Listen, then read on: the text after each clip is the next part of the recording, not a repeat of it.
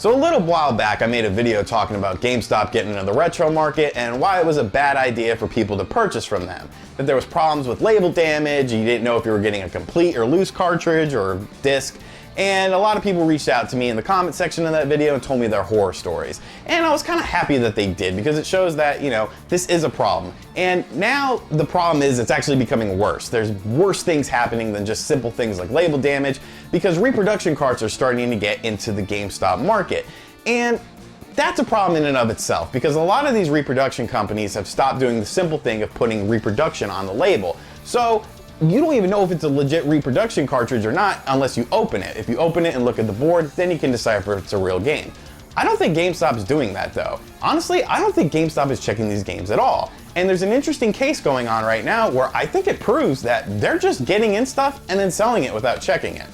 So like I said, reproduction carts have been hitting GameStop, and I could kind of understand them not, catching some of them. Something like Earthbound, which had a limited, which is an expensive game, and it's easy to reproduce, and you can just put it on the cartridge. When you look at the cartridge, you say, okay, it says Earthbound, it's gray, it's a Super Nintendo cartridge, you plug it into a Super Nintendo, it plays, great, it's Earthbound. If they took the time to just open the cartridge, which takes all of 5 seconds, and look at the board, they could verify if it's a legit copy or not.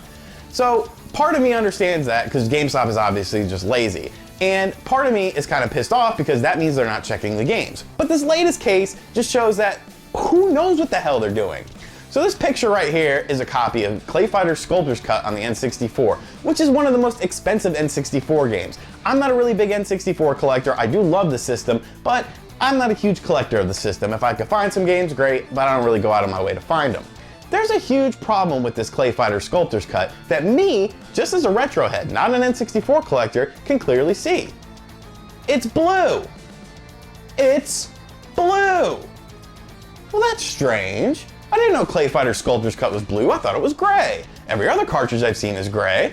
Well, blue games are stuff like Madden 2000 or Madden 90. Was Madden 99 one? I think Madden 99 was one. Tony Hawk 2 was a blue cartridge. But this ClayFighters is blue. It must be the most rare ClayFighters ever. Or one of two things happened. Somebody took a label from a ClayFighters, a reproduction label, and put it over another cart, sent it into GameStop, and got their store credit. Or they took out the insides of the cartridge, took off a label, put together the cartridge with a blue shell, and sold it to GameStop. Now, which of those things sounds more probable? Just someone swapping out a label for another game, or them doing the whole shell? Of course, swapping out the label sounds more probable. So that leads me to believe one thing. They're not even checking these games, because I guarantee you, if you pop that copy of ClayFighter Sculptor's cut into your N64, it's gonna be Madden or Tony Hawk or something else that had a blue fucking cartridge. So how is this even, they're not doing anything. They're literally just taking in games and then selling them to you and saying that they're the legit thing. Oh, we can get a refund, you can get a refund, it's not a big deal. That's not the point, man. The point of it is, this is a terrible business practice. This is like buying something from JCPenney online, a Michael Kors purse, and getting a Karl Kani purse that, oh, it's the same thing, we didn't know. Like, take the steps, GameStop. It takes 2 seconds to open a cartridge and look at it. If they're selling something like Super Mario Duck Hunt, who cares? Nobody's reproducing that. If it's something that's prone to counterfeiting, that's a high dollar item, please take the steps. Or you know what? Don't, because I got something for you guys. I'm actually, guys, I never told you guys this. I have a copy of Stadium Events on the NES, and I really want some GameStop trading credit. So here it is, my copy of Stadium Events. I'll let you guys see it. The label's a little messed up, but it's legit, baby. It's a legit Stadium Event. So I'm gonna send it into GameStop. Get a couple grand in store credit.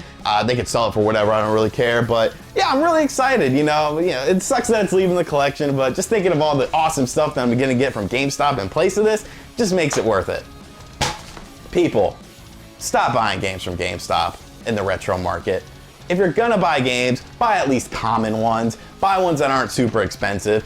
There's Facebook forums that have more etiquette than GameStop does. Facebook forums and groups make you open the cartridge to show the motherboard before selling a high dollar item. If GameStop can't even do this, they don't deserve to be in the retro market. Let me know if you have any more GameStop horror stories for as far as retro goes, or even modern, I don't care. Let me know them in the comments. Thank you for liking this video. Thank you for subscribing to my channel. Welcome to all my new subscribers, by the way.